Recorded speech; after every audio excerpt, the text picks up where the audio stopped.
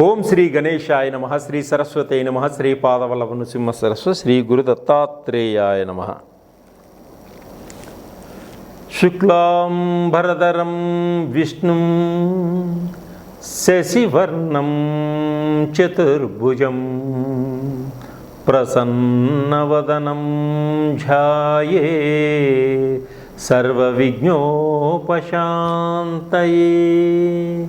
అగజానన పద్మార్కం ఆగజాననమహర్నిశం అనేకదంతం భక్తానాం ఏకదంతముపాస్మహే.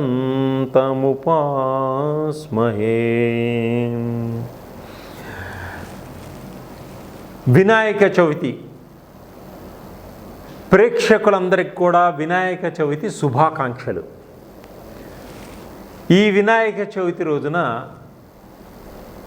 అందరూ ఆనందంగా, ఉత్సాహంగా, ఉల్లాసంగా ఉండాలని, మీకున్న కష్టాలన్నీ తొలగిపోయి కుటుంబంతో సుఖ సంతోషాలతో ఉండాలని మా ఛానల్ వాళ్ళు మీకు ఈ ప్రత్యేక కార్యక్రమాన్ని ఇస్తున్నారు.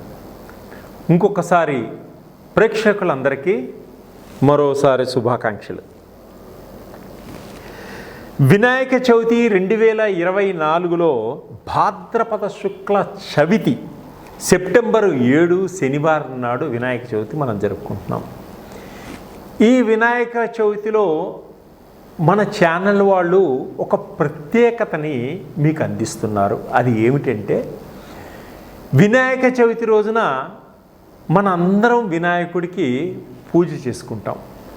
పూజ చేసుకున్నాక ప్రతి రాశివారు ఎటువంటి నైవేద్యాన్ని వినాయకుడికి సమర్పిస్తే, ఎటువంటి పత్రాలు వినాయకుడికి సమర్పిస్తే మీకు అద్భుతమైనటువంటి ఆశ్చర్యకరమైనటువంటి విజయాన్ని సాధిస్తారు, ఆర్థిక పరంగా ఎలా ఎదుగుతారు, ఉద్యోగాలు రాని వాళ్ళకి ఏ విధంగా ఉద్యోగాలు వస్తాయి, వివాహం కాని స్త్రీలకి ఏ విధంగా వివాహం అవుతుంది, విదేశాలకు వెళ్ళాలి అనుకునే వారికి ఏ విధమైనటువంటి మంచి అవకాశాలు వస్తాయి, భార్యాభర్తల మధ్య కుటుంబంలో అన్యోన్యత, దాంపత్య జీవితం ఏ విధంగా ఏర్పడుతుంది, వ్యవసాయం చేసుకునే వారికి అధికమైనటువంటి దిగుబడి ఏ విధంగా వస్తుంది, వ్యాపారాలు చేసుకునే వారికి వ్యాపారంలో మంచి లాభాలు ఏ విధంగా వస్తాయి, విఘ్నాలు తొలగిపోయి విద్యార్థులు చదువులో ఉన్నత స్థానానికి ఎదగడానికి ఏ విధంగా గణపతి సహకరిస్తాడు, ఇవన్నీ కూడా మీకు చెబుతూ ప్రతి రాశి వారికి ఏ విధమైనటువంటి పరిహారాలు చేసుకుంటే అద్భుతమైనటువంటి విజయాన్ని సాధిస్తారో ఇప్పుడు మీకు తెలియపరుస్తున్నాం. తులారాశి భాద్రపద శుద్ధ చవితి నాడు వినాయకుణ్ణి పూజిస్తూ గరికతోటి పూజించి 21 ఉండ్రాలు నైవేద్యంగా సమర్పించి స్వామివారి యొక్క వ్రతకల్ప కథను విని ఆ అక్షంతలు శిరస్సుపై ధరించి శమంతకమణి యొక్క కథని కూడా విని ఆ యొక్క అక్షంతలు నెత్తిన శిరస్సుపై ధరించిన ఏ దోషాలు లేకుండా మనం ఆనందదాయకంగా ఉంటామని, మన పైన నీలాపనిందలు పడకుండా మనం భగవంతుడు వినాయకుడు కాపాడతారని అమ్మవారు చెప్పడం వల్ల ఈ వ్రత కథంతా విన్నాక ఈ తులారాశి వారు ఎటువంటి స్వామివారికి ఇష్టమైనటువంటి పదార్థమును సమర్పించితే మనకి అనుకున్న కోరికలు నెరవేరుస్తాడు స్వామివారు అనుకున్నవారు, మీ యొక్క కోరికలు ఏ విధంగా నెరవేరాలి అనుకునేవారు స్వామివారికి చామంతి పుష్పములతోటి, తెల్ల జిల్లేడు పుష్పములతోటి తెల్ల కలువలతోటి స్వామివారికి అష్టోత్తర శతనావళిని చేయండి. అలాగే స్వామివారికి ఇష్టమైనటువంటి చెరుకు గెడలు కూడా స్వామివారికి సమర్పించండి.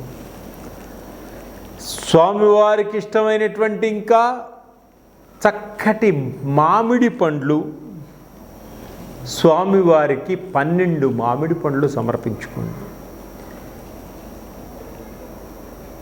మీ యొక్క ఓపిక పట్టి పంచామృతాలతోటి స్వామివారికి అభిషేకం చేసిన తరువాత స్వామివారికి చెరుకు రసంతో కూడా చక్కగా అభిషేకం చేయండి.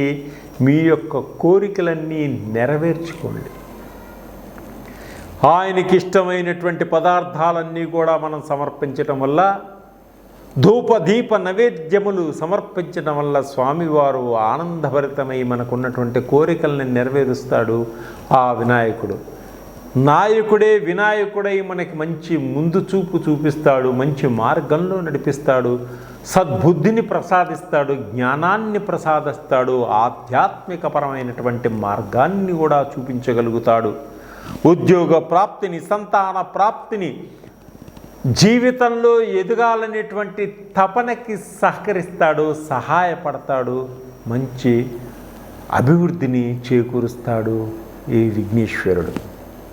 అలాగే వినాయకుణ్ణి ఎవరైతే మెప్పించగలుగుతారో, ఆయన్ని ఆనందభరితుణ్ణి చేయగలుగుతారో, మీకున్నటువంటి కష్టాలన్నీ కూడా తునాతునకలైపోతాయి, ఆనందదాయకంగా ఉంటారో, ఆర్థిక పరంగా కూడా బాగా ఎదిగేటువంటి సూచనలు ఉన్నాయి. ఆయన అనుగ్రహంతో విద్యాబుద్ధులు కూడా నేర్చుకోగలుగుతారు విద్యార్థులు.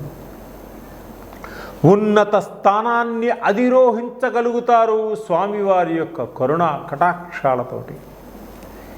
ఈ ధూపదీప నైవేద్యమును సమర్పించడం వల్ల స్వామివారు తప్పకుండా మీకు అన్నీ ఇవ్వగలుగుతారు.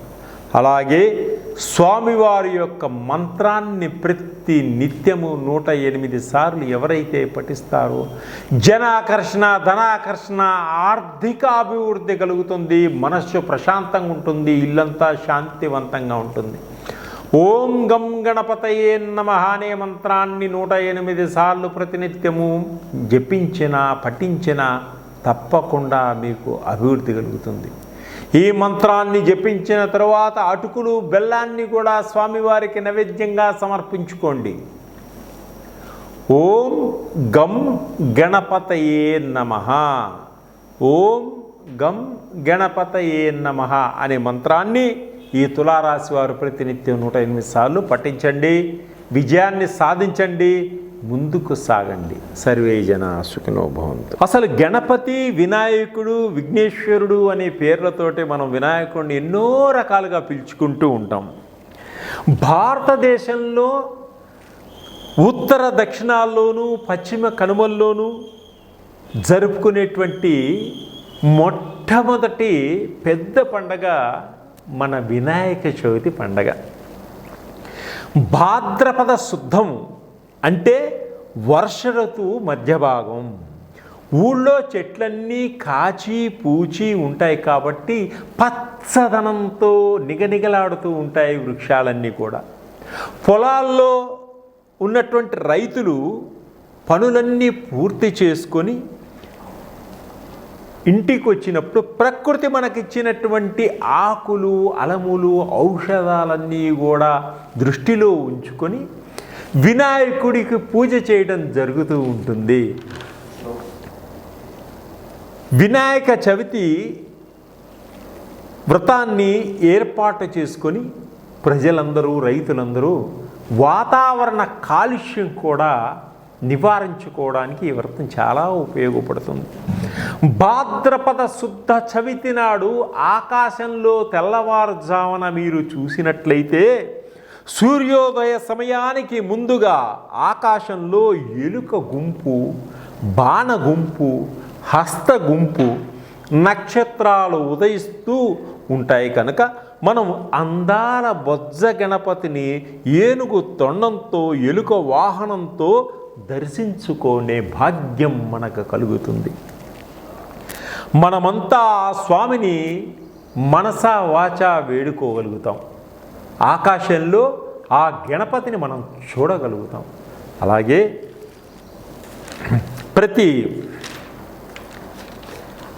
వినాయక చవితి 2024 భాద్రపద శుక్ల చవితి సెప్టెంబర్ 7 శనివారం రోజున మనందరం కలిసి ఈ వినాయక చవితి మనం చేసుకుంటాం. మనకు ఎన్నో రకాలైనటువంటి పండుగలు ఉన్నాయి, రకరకాల పండుగలు ఉన్నాయి. ఒక్కొక్క పండుగకి ఒక్కొక్క ప్రత్యేకత ఉంది. అలాగే మొట్టమొదటిసారిగా మనం చేసుకునే పండుగ, అందరూ ఇష్టపడే పండుగ, పిల్లలు ఆనందంగా ఆడుకుని పాడుకుని ఉత్సాహంగా చేసుకునే పండుగ మన బొజ్జగణపయ్య పండుగ, వినాయక చవితి పండుగ. విఘ్నాలకు అధిపతి అయినటువంటి ఈ విఘ్నేశ్వరుని వినాయక చవితి మొట్టమొదటి పండుగగా ప్రతి మనిషి కూడా ఈ వినాయక చవితి చేసుకోవడం జరుగుతుంది. ఎందువలనంటే ప్రతి మనిషికి ప్రతి పనిలోనూ విఘ్నాలు కలగకుండా ఆ పని పరిపూర్తిగా పూర్తి చేసుకుంటూ ముందుకు సాగాలనేటువంటి ఉద్దేశంతో, ఎటువంటి అడ్డంకులు రాకుండా ఉండాలనే ఉద్దేశంతో, కుటుంబం అంతా సఖ్యతతో ఉండాలనే ఉద్దేశంతో ఈ వినాయక చవితి జరుపుకుంటాడు. అలాగే పార్వతీ పరమేశ్వరుల పెద్ద కొడుకైనటువంటి ఆ వినాయకుడిని పుట్టినరోజుగా మనం చేసుకుంటూ ఉంటాం ఈ వినాయక చవితి. ఈ పండుగ పిల్లలు పెద్దలు అందరూ కూడా ఇష్టపడేటువంటి ఆనందదాయకమైనటువంటి పండుగ ఈ వినాయక చవితి. ఈ రోజున, ఈ వినాయక చవితి రోజున ప్రాతకాలమునే లేచి ఇల్లంతా శుభ్రపరచుకొని మామిడి ఆకులతోటి బంతి పూలతోటి చక్కగా ఇల్లంతా అలంకరించుకొని తలారా స్థానంబు చేసి కొత్త బట్టలు ధరించి గణపతిని, మట్టి గణపతిని తీసుకొని పూజలో ఉంచి పూజ మొదలు పెట్టుకోవాలి. మట్టితో చేసిన విగ్రహాన్ని ప్రతిష్ఠించి కలశ పూజ చేసి పాలవెల్లిని పెట్టి గణపతి దేవుని ఆహ్వానించి ఇష్టమైనటువంటి పత్రాలతోటి స్వామివారిని 21 పత్రాలతో పూజించి ధూపదీప నైవేద్యములతో స్వామివారిని ఆనందపరిచిన ఆ వినాయకుడు పిల్లల చేత పుస్తకాలు పెన్నులు వాళ్ళకి ఇప్పించడం వల్ల ఆ వినాయకుడి దయ వల్ల విద్యలో ఉన్నత స్థానానికి ఎదుగుతారు పిల్లలు. అలాగే వ్రత కథ అంతా చదివినాక ఆ అక్షంతలు నెత్తి మీద వేసుకోవడం వల్ల దోష పరిహారాన్ని పొందగలుగుతారు. అలాగే ఈ వినాయక చవితి ఒక్క రోజున నిమజ్జనం చేస్తారు, 3వ రోజు తర్వాత నిమజ్జనం చేస్తారు, 5 రోజుల తర్వాత నిమజ్జనం చేస్తారు, కొంతమంది 9 రోజుల తర్వాత నిమజ్జనం చేస్తారు, కొంతమంది 11 రోజుల తర్వాత నిమజ్జనం చేస్తారు. అయితే ఈ వినాయక చవితి రోజున మనకి 12 రాసులు ఉన్నాయి కదా, 12 రాసులు. ఈ 12 రాసుల వారు వినాయకుణ్ణి ఏ విధంగా పూజిస్తే వారికి ఎటువంటి ఫలితాలు వస్తాయి, ఏ విధంగా అభివృద్ధిలోకి వస్తారు, ప్రతి మనిషిలోనూ ఒక కోరిక ఉంటుంది. ఆ కోరిక నెరవేర్చుకునేటువంటి మార్గాన్ని చూపించేవాడు దయామయుడు, కరుణామయుడు మన వినాయకుడు. వినాయకుడు అంటే నాయకుడు, మనల్ని ముందుకు నడిపించేటువంటి నాయకుడే వినాయకుడు. మనల్ని చీకటిలో నుంచి వెలుతురులోకి తీసుకెళ్ళేవాడే వినాయకుడు, ఆ విఘ్న వినాయకుడు. అతను కరుణామయుడు, దయామయుడు. క్షమాగుణం కలిగిన వాడు. ఎటువంటి దేవతలైనా తొందరగా క్షమించరు, కానీ గణపతి త్వరగా క్షమిస్తాడు. మంచి దయా కరుణ కలిగిన వాడు. అటువంటి వారిలో మేషరాశి నుంచి మీనరాశి వారు వరకు వీరందరూ కూడా మీ పూజా సమయంలో స్వామివారికి ఎటువంటి నైవేద్యాలు సమర్పించాలి, ఎటువంటి పూజ చేసుకోవాలి, ఏ విధంగా పూజించినా గ్రహాల యొక్క